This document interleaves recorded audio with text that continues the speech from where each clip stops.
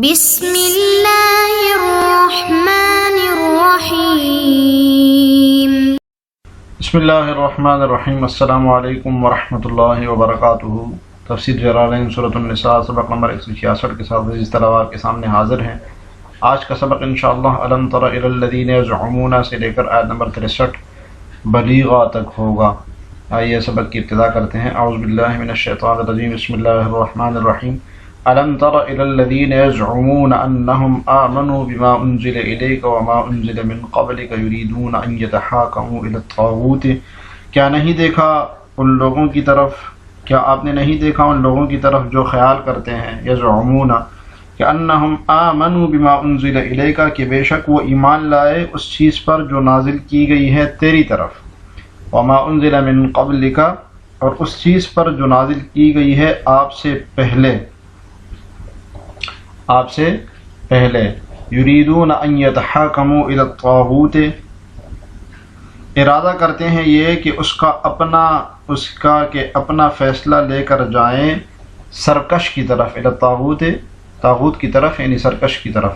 وقد امروا ان یکفروا بہ، اور تحقیق ان کو حکم دیا گیا ہے اس کا انکار کرنے کا، اس طاغوت کا انکار کرنے کا ان کو حکم دیا گیا ہے۔ وَيُرِيدُ الشَّيْطَانُ أَن يُضِلَّهُمْ ضَلَالًا بَعِيدًا، اور شیطان تو چاہتا ہے کہ ان کو گمراہ کرے، شیطان ان کو بہکا کر گمراہی سے ان کو دور لے جانا چاہتا ہے۔ وَيُرِيدُ الشَّيْطَانُ، اور شیطان چاہتا ہے، أَن يُضِلَّهُمْ ضَلَالًا بَعِيدًا، کہ ان کو بہکا کر بہت دور لے جائے۔ یہ اس آیت کے شان نزول کے بارے میں بیان کیا جاتا ہے، صاحب جلالین نے بھی بیان کیا ہے، ہم اس کا خلاصہ بتا دیتے ہیں آپ کو کہ ایک بشر نامی منافق تھا، اس کا ایک یہودی سے جھگڑا ہو گیا، تو یہودی نے فیصلے کے لیے منافق سے کہا کہ رسول اللہ صلی اللہ علیہ وسلم کے پاس چلتے ہیں، مگر اس منافق بشر نے کہا کہ نہیں، کعب بن اشرف کے پاس چلتے ہیں۔ تو بہرحال یہودی نے اس کو بہت زیادہ اصرار کیا اور کعب بن اشرف کے پاس جانے سے انکار کیا، وہ مان گیا اور آپ صلی اللہ علیہ وسلم کے پاس آ گئے۔ آپ علیہ السلام نے جب ان کا معاملہ سنا، معاملے کی تحقیق کی، تو تحقیق کے بعد یہودی کے حق میں فیصلہ کیا۔ تو جب دونوں باہر آئے تو وہ منافق بشر نے کہا کہ اب حضرت عمر کے پاس چلتے ہیں دونوں۔ تو جب وہاں ان کے پاس گئے اور یہودی نے کہا کہ آپ علیہ السلام کے پاس پہلے ہم گئے تھے، ہم جب باہر آئے تو اب یہ مان نہیں رہا۔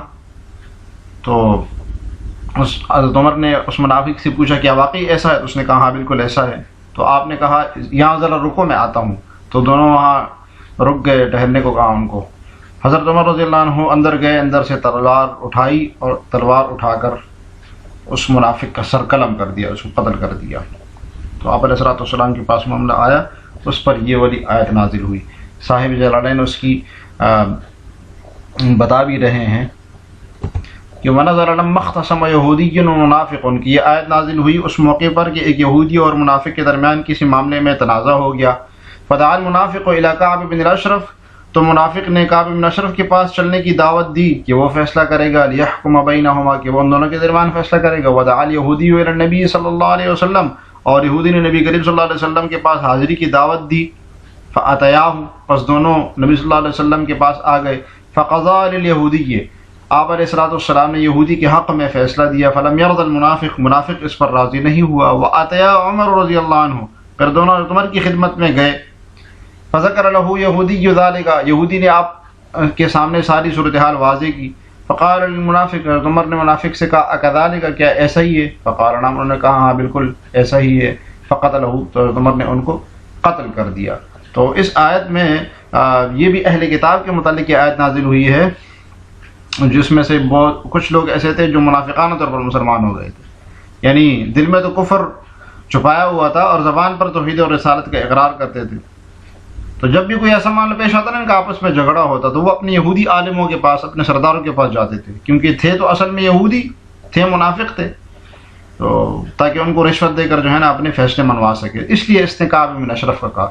تو فرمایا الم تر الی الذین یزعمون انہم آمنوا بما انزل الیک وما انزل من قبلک یریدون ان یتحاکموا الی الطاغوت، وہ چاہتے ہیں کہ حکم بنائیں، فیصلہ لے کر جائیں الی الطاغوت، طاغوت کی طرف، شیطان کی طرف۔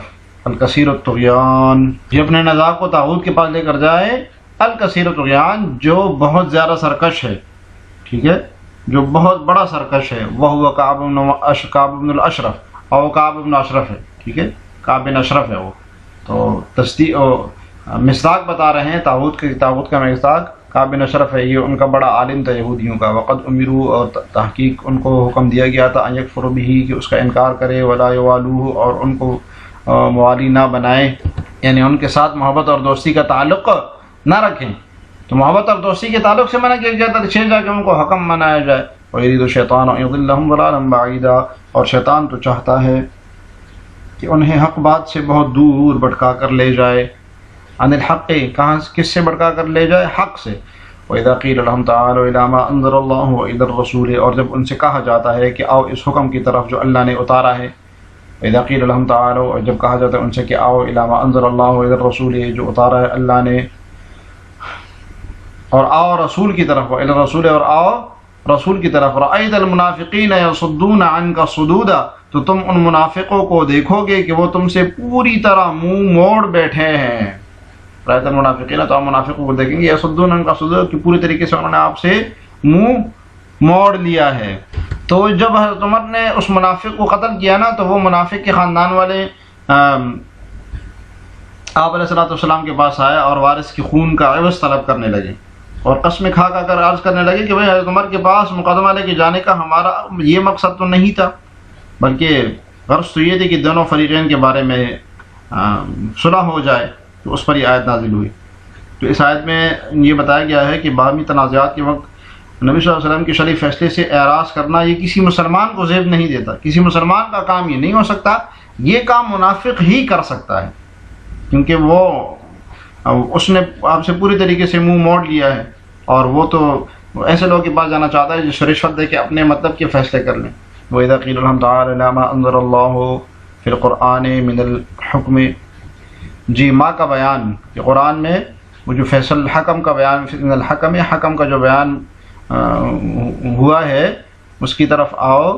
جب ان سے کہا جائے وَإِلَى الرَّسُولِ، اور رسول کی طرف، لِيَحْكُمَ بَيْنَهُمْ، تاکہ وہ تمہارے درمیان فیصلہ کرے. رَأَيْتَ الْمُنَافِقِينَ يَصُدُّونَ، تو آپ منافقین کو دیکھیں کہ وہ اعراض کریں گے آپ سے. يُعْرِضُونَ، ٹھیک ہے، يَصُدُّونَ کی تفسیر صاحب جلالین نے يُعْرِضُونَ سے کی ہے. اشارہ ہے کہ صد اب وہ روکنے کے معنی میں نہیں ہے، اپنے معنی میں نہیں ہے، بلکہ یہاں پر یہ اعراض کے معنی میں ہے، کیونکہ اس کے صلے میں عن آیا ہوا ہے.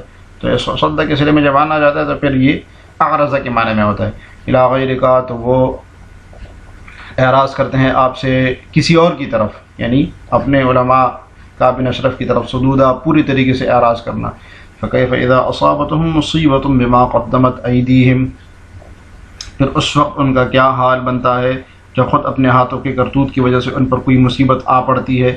فکیف، اس وقت کیا حال ہوتا ہے ان کا، اذا اصابتهم مصیبۃ، جب مصیبت آن پڑتی ہے ان پر، بما قدمت ایدیہم، اپنے ہاتھوں کی وجہ سے، اپنے ہاتھوں کی کرتوت کی وجہ سے.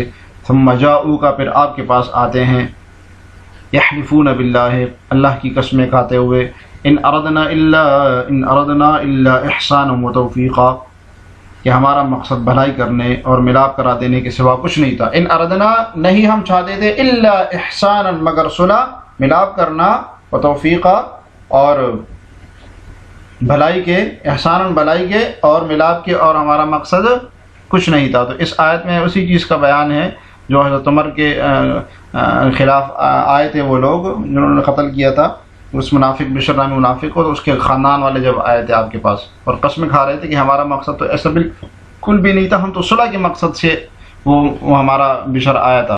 جی تفسیر دیکھیے، فکیف یصنعون، کیسے وہ کرتے ہیں، کیسے کرتے ہیں، اذا اصابتہم، جب وہ مصیبت پہنچی تھی ان کو، عقوبۃ، سزا ان کو جب کوئی ملتی ہے، جیسے کہ اس منافق کو قتل کیا گیا تھا. بما قدمت ایدیہم، جو ان کے ہاتھوں نے کمایا، من الکفر، کفر کر کے، والمعاصی، اور گناہ کر کے. ایقدرون علی الاعراض والفرار منہما، یعنی یہ اعراض پر قادر تھے اور اس اعراض سے کو چھوڑنے پر بھی یہ قادر تھے. یعنی کیا اس سے بھی اعراض یا فرار اختیار کر سکتے ہیں؟ تو فرمایا لا، نہیں، ایسا نہیں ہے. تو اشارہ ہے اصلاح سے کہ کیفہ میں استفہام جو ہے نا، استفہام انکاری کا ہے. کیا حالت ہوگی ان کی؟ استفہام انکاری ثم جاؤک، پھر آپ کے پاس آتے ہیں. معطوف علی یصدون، یصدون کے اوپر اس کا عطف ہے، پھر آپ کے پاس آتے ہیں. یہ جو فرمایا کہ معطوف علی یصدون، اس کا عطف یصدون کے اوپر ہے جو پیچھے گزرا ہے. تو اس کا عطف پیچھے یصدون جو گزرا ہے اس کے اوپر ہے. اس کا مطلب ہے یہ پیچھے درمیان میں جو کلام تھا یہ جملہ مستانف تھا سارا. مطلب یہ جب آپ ان سے کہیں کہ آئیں رسول کی، اللہ اس چیز کی طرف آئے جو اللہ نے نازل کیا اور رسول کی طرف آئیں، تو آپ منافقین کو دیکھیں کہ وہ آپ سے اعراض کریں گے. پہلے تو آپ سے اعراض کریں گے، ثم جاؤک، پھر آپ کے پاس قسمیں کھاتے ہوئے آئیں گے وہ. ٹھیک ہے نا، پہلے اعراض کریں گے، اعراض کرنے کے بعد ان کا جو نتیجہ نکلا، ان پر جو مصیبت آئی وہ ہو گیا ان کے ساتھ. اس کے بعد پھر آپ کے پاس یہ قسمیں کھاتے ہوئے آئیں گے. یحلفون باللہ ان ما، تو ان جو ہے نا ماں کے معنی میں ہے. ان ہمیشہ ماں کے معنی میں ہوتا ہے جب ان کے بعد اللہ آگے آ رہا ہوتا ہے. یہاں پر اللہ آگے کلام میں آ رہا ہے اس لیے ان یا ماں کے معنی میں. اردنا بالمحاکمۃ الی غیر کا، ہمارا ارادہ دوسرے کو حکم بنانے کا، دوسرے کے ذریعے فیصلہ کرنے کا جو ارادہ تھا ہمارا، اللہ نہیں تھا مگر احسان. جو ہم دوسرے نکاح بن اشرف یا حضرت عمر کے پاس جو گئے تھے تو ہمارا ارادہ صرف احسان کا تھا، صلحاً صلح کا تھا، و توفیقاً اور توفیق کا تھا. تعریف بین القسمین کے دونوں جھگڑنے والوں کے درمیان میں الفت پیدا ہو جائے، محبت پیدا ہو جائے. بالتقریب فی الحکم، جی تعریف بین القسمین بالتقریب، کہ دونوں قسمین کے درمیان میں محبت ہو جائے، بالتقریب دونوں کو قریب کر کے، فی الحکم فیصلہ جو فیصلہ ہوگا. تو ہمارا مقصد صرف یہ تھا، دون الحمل علی امر الحق، نہ کہ اس کو جو ہے نا حق کا کڑوا گونڈ پینے کے اوپر محمول کرنا، یہ ہمارا مقصد تھا. تو تقریب فی الحکم یعنی جو حضرت عمر کے پاس ہمارا بندہ گیا تھا وہ یہ چاہ رہا تھا کہ دونوں کے درمیان میں صلح ہو جائے اور دونوں اس بات پر راضی ہو جائے. دون الحمل علی امر الحق، نہ کہ وہ حق کا کڑوا گونڈ پینے کے اوپر اس کو محمول کیا جائے. یعنی جو فیصلہ آپ نے کیا تھا، نبی صلی اللہ علیہ وسلم نے ان کے درمیان میں سچ کا حق کا فیصلہ کیا تھا، ظاہر منافق نے اس کو قبول نہیں کیا تھا، اس لیے وہ حضرت عمر کے پاس اس کو لے کے گیا تھا. تو انہوں نے اس کا اقرار کر لیا کہ ہمارا حضرت عمر کے پاس جانا صرف اس لیے تھا کہ دونوں کے درمیان میں کوئی ایسا فیصلہ کر لے کہ وہ قریب ہو جائیں. اولئک الذین یعلم اللہ ما فی قلوبہم، یہ وہ ہیں کہ اللہ ان کے دلوں کی ساری باتیں خوب جانتا ہے. فاعرض عنہم، تو آپ انہیں نظر انداز کر دیجئے. وعظہم، اور انہیں نصیحت کیجئے. وقل لہم فی انفسہم قولا بلیغا، اور خود ان کے بارے میں ایسی بات کہتے رہیں جو دل میں اتر جانے والی ہو. وقل لہم، اور ان سے کہیے، فی انفسہم ان کے معاملے میں، قولا بلیغا، ایسی بات جو دل میں اتر جانے والی ہو. اب اس آیت میں اللہ تعالیٰ نے یہ بتایا ہے کہ ان منافقوں کے دلوں میں جو کفر ہے، جو نفاق ہے، اللہ تعالیٰ اس سے خوب واقف ہیں. ان کی ساری تعویلیں غلط ہے، اس لیے آپ ان کا کوئی بھی عذر قبول نہیں کیجیے. اور عمر کے خلاف جو یہ دعویٰ لے کر آئے ہیں نا اس کو رد فرمائیے. پھر آپ صلی اللہ علیہ وسلم کو ان منافقوں سے جو ہے نا اعراض کرنے کا وہ ہے، اور ان کو نصیحت کرنے کا بیان ہے، اور اچھے طریقے سے ان سے بات کرنے کا بیان ہے. اولئک الذین یعلم اللہ ما فی قلوبہم من النفاق وکذبہم فی عذرہم، جو کچھ نفاق ہیں ان کے دلوں میں، وکذبہم فی عذرہم، اور ان کے عذر میں جو جھوٹ ہے، وہ جو اپنا عذر بیان کر رہے ہیں وہ سب جھوٹ ہے. اس لیے فاعرض عنہم بالصفح، ان سے اعراض کیجیے، ان کو معاف کر کے معافی کے ذریعے. وعظہم، ان کو نصیحت کیجیے، یعنی خوفہم اللہ، یعنی ان کو اللہ تعالیٰ سے ڈرائیے. وقل لہم فی شأنہم، اور ان کے معاملے میں ان سے ایسی بات کیجیے، قولا بلیغا، جو کہ باثر بات ہو، مؤثرا فیہم، جو ان کو ان میں تاثیر ڈال دے. ای ازجرہم، یعنی ان کو ڈرائیے، لیرجعوا عن کفرہم، تاکہ وہ کفر سے لوٹ جائیں. جس طرح آج کے سبق سے متعلق سوال یہ ہے کہ یہ جو منافق تھا، ایک منافق اور یہودی دونوں معاملہ لے کر آ گئے تھے آپ علیہ السلام کے پاس. یہ جو منافق تھا اس کا نام کیا تھا؟ اس کا نام آپ نے کمنٹس میں لکھنا ہے. اللہ تعالی ہمیں جلالین پڑھنے سمجھنے کی توفیق عطا فرمائے. السلام علیکم ورحمۃ اللہ وبرکاتہ.